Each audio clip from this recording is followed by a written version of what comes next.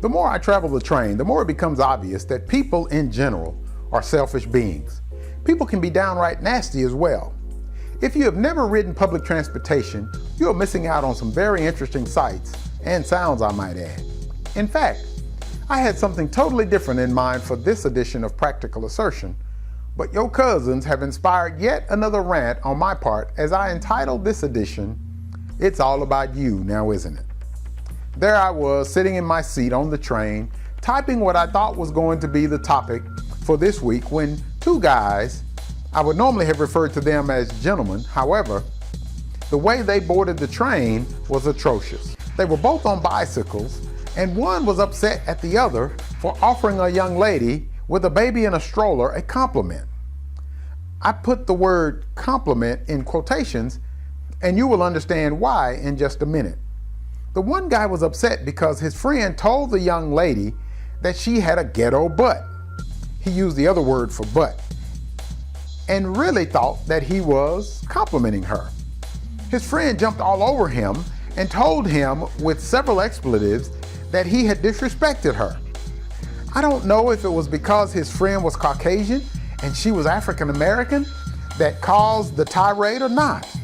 It seems that his problem was not so much about the phrase that he used, but the possibility of her going off on him and that he might then have to fight to defend him. By the way, I guess the friend that was so upset didn't stop to consider the fact that he surely offended all of the other women on the train as he spewed expletive after expletive in his charging up of his friend. They finally calmed down and things were back to normal as we departed that station bound for ports ahead. But then, there was this woman at the next station that really is the inspiration for my rage. First of all, let me offer this disclaimer up front. I realize that some people have medical conditions that makes walking difficult, if not impossible, and for that reason, individuals in that state need assistance. This woman could have been one of those people. Normally, I would be very considerate and as accommodating as I could be with such individuals. Thankfully, I did not have any dealings with her, but boy, the others on the train did. In fact, your two cousins, you remember the ones on the two bikes? They were the recipients of her attention. Here is why I needed to offer my disclaimer. I've got to be honest with you. It annoys me a bit when in stores, for instance, I see shoppers using those motorized shopping carts.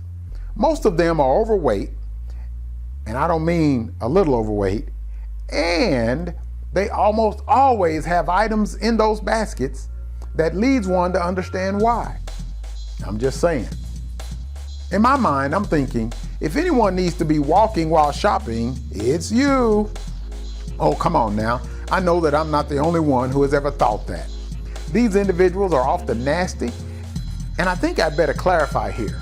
Some of you may be saying, so James, are you meaning nasty physically?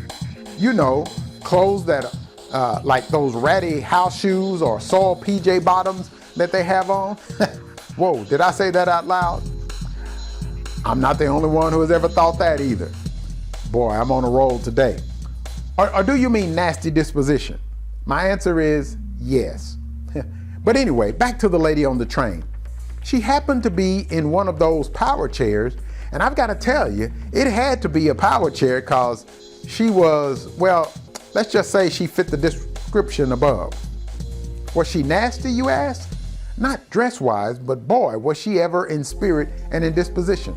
First, she scolds and asks your two cousins why they didn't hang their bikes on the hooks, obviously, so that she could have more room. I mean, after all, it's all about you now, isn't it? To their defense, the hooks were not available when they boarded the train. And by the way, Miss Ma'am, they were on the train before you were, so excuse the shot here, but get in where you fit in. But that was not the end of her bombast. As her stop approached, another mother with infant and stroller got up to disembark. Power chair lady scolded her for attempting to exit before she did. How was this woman supposed to know that this was her stop? Oh yeah, I forgot. It's all about you now, isn't it? I have all respect for those who have special needs, Although I will say that perhaps a little better care of ourselves could prevent many of our issues, but it's not our fault that you're in that condition, so try being more considerate yourselves. We don't owe you anything simply because you're in that condition.